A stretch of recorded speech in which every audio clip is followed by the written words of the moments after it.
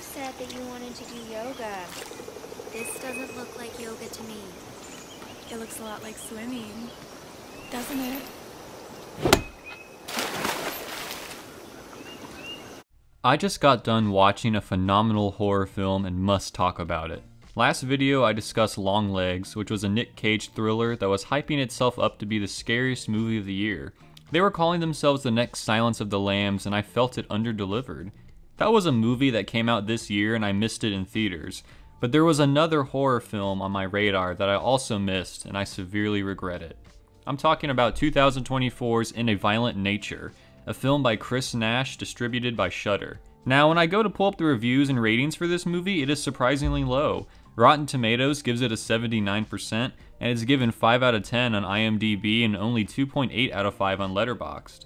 Even though apparently this movie is seen as mid by the general audience, it happens to be one of my favorites. The whole gimmick of this movie is your stereotypical Jason Voorhees-coded slasher flick, but through the POV of the silent killer. Instead of following the teenagers as they drink and fuck and summon spirits, we see as the killer stalks the woods, assembles his gear, and navigates the world around him. What I absolutely love about this film is the atmosphere, the nature ambience, and the normal sounds of the world.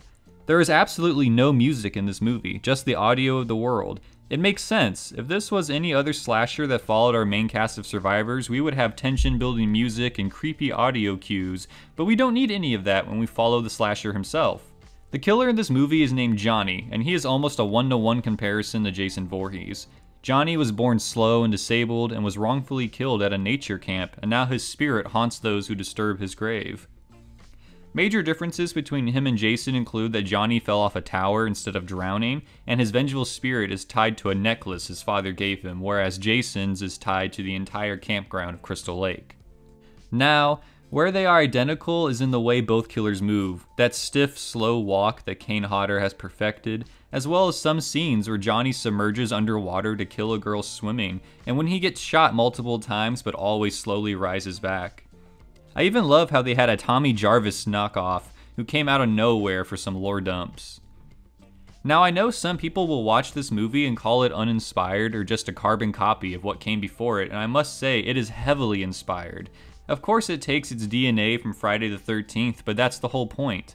It is a Jason film, but through his eyes, which is what captivates my interest. This movie also teetered back and forth between your average off-camera kill scenes and the gnarliest murders I've ever seen. Like, holy shit.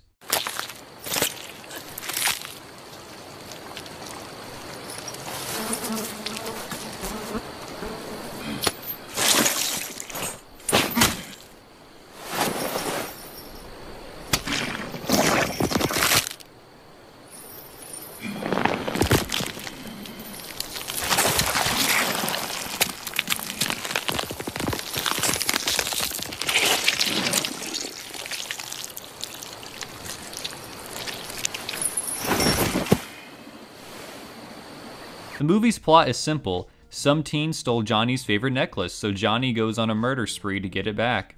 A simple premise with a similar vibe to a classic franchise, but it's so unique simply because of its storytelling technique. If this movie wasn't through this unique perspective or didn't get rid of the scary music or the nature walk transitions with the main slasher, then it would be the blandest slasher garbage that would end up on Tubi. But this movie stands out because of its approach to the slasher storytelling, and I have to say, it is my favorite horror film of the year. It doesn't rely solely on gore like other films, it doesn't have the most convoluted and crazy plot like others, but it is so fresh in the way that it delivers its journey. I particularly love the ending where you think Johnny is right behind the main survivor, but he never shows up. And the ending shot with the gas canister missing the stolen necklace left a wide grin on my face. I couldn't recommend this movie enough. Seriously, you all need to go see it if you haven't already. Let me know in the comments your favorite and least favorite parts of In a Violent Nature, and make sure you subscribe for more movie talk. Till the next time someone steals Johnny's necklace, I hope you all have a great day. Come on, you ugly son of a bitch! We're right!